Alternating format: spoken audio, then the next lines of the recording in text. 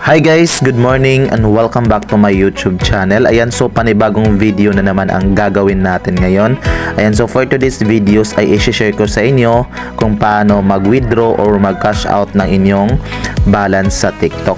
Ayan, so kung bago kayo sa aking YouTube channel, don't forget to like and hit the subscribe button at paki-hit ng notification bell for more updates. Ayan, so first thing na bubuksan nyo is yung app sa inyong TikTok. Ayan, so bubuksan nyo po yung app and then makikita nyo po dyan sa taas yung dalawang linya. Ayan, so i-click po natin yung dalawang linya na yan. Makikita po natin yung creator tools, balance at saka may QR code. Ayan, so i-check natin ngayon yung balance kung magkano yung laman ng ating balance sa TikTok. So ito po yung balance guys, ito yung mga sinisend sa'yo ng mga gifter mo. Example, may mga gifter ka at saka nagla-live ka dito sa TikTok. Ayan, so sila po yung mismo magsisend sa'yo ng mga gift. Ayan, so ang gift na yun ay may katumbas na coins. Ayan, so ito po yung total balance ko na na-earn, $13.46. Ayan, so kukuha tayo ng $5 lang as per sample lang dito sa ating video, and then i-click lang po natin yung withdraw.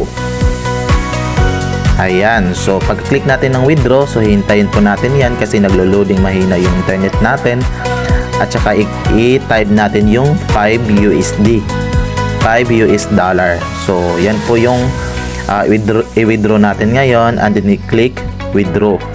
And so may ano po siya guys, may service fee na 0.18 US dollar.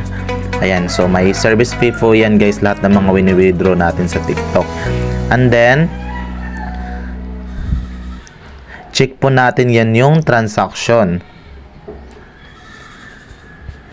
Ayan, so processing na po yan yung ating pinaprocess na withdraw ng balance sa ating TikTok. Ayan, so napakadali lang yan guys.